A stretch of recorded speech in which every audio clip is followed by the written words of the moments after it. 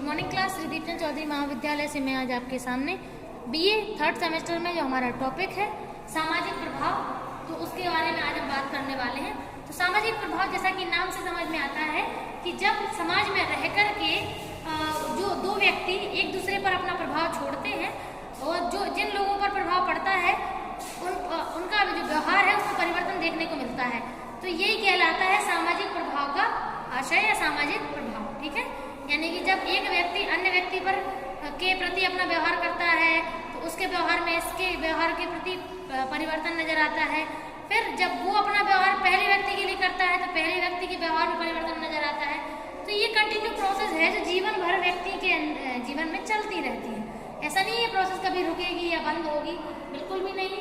सामाजिक प्रभाव जो है वो जीवन में हमेशा अलग अलग एंगल से चेंज होता रहता है। ठीक है, हमेशा सामाजिक प्रभाव एक दूसरे पर पड़ता है, ये कभी खत्म नहीं होता है।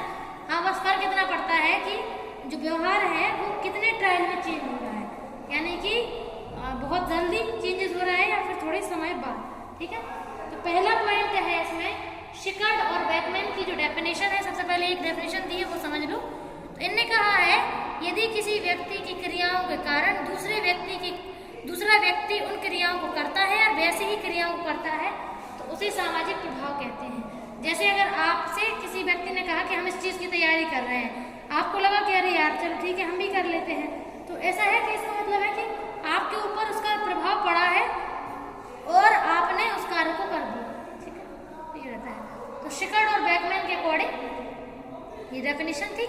अब हम देखते हैं कुछ विशेषताएं। तो पहली विशेषता है कि व्यवहार को प्रभावित करना, मतलब जो सामाजिक प्रभाव होता है उसमें हम आपको पहले ही बता चुके हैं कि एक व्यक्ति का व्यवहार दूसरे व्यक्ति के किए गए व्यवहार को प्रभावित करता है।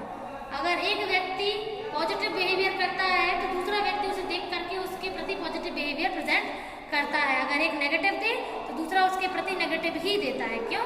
क्योंकि व्यवहार का प्रभाव पड़ता है।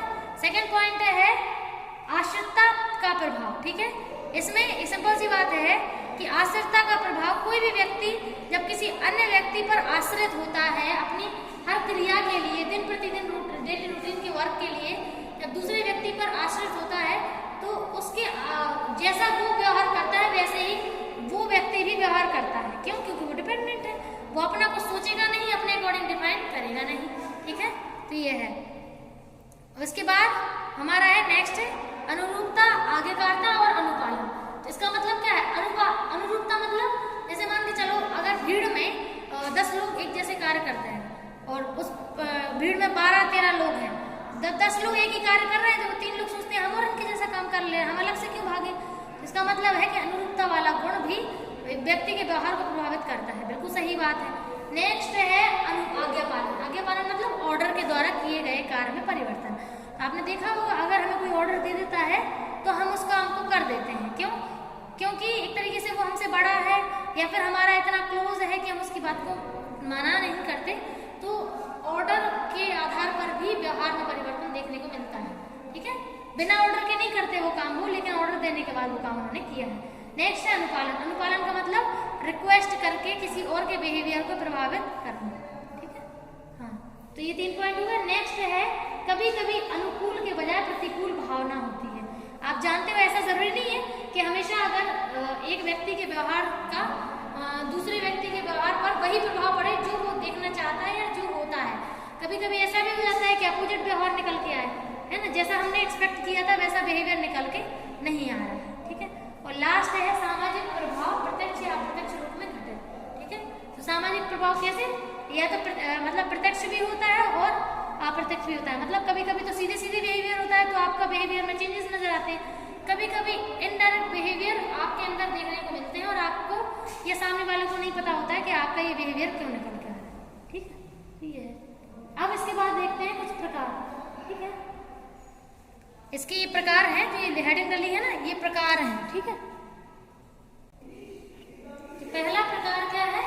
सूचनात्मक सामाजिक प्रभाव।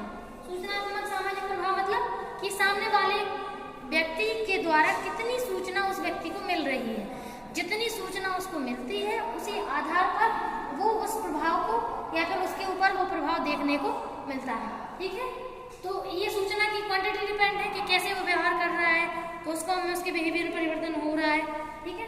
और सेकंड है मांग की सामाजिक प्रभाव। तो मांग की सामाजिक प्रभाव का मतलब कि उसके अपने क्या गुण है, वो अपने व्यवहार परिवर्तन करना चाहता भी है या नहीं, ठीक है।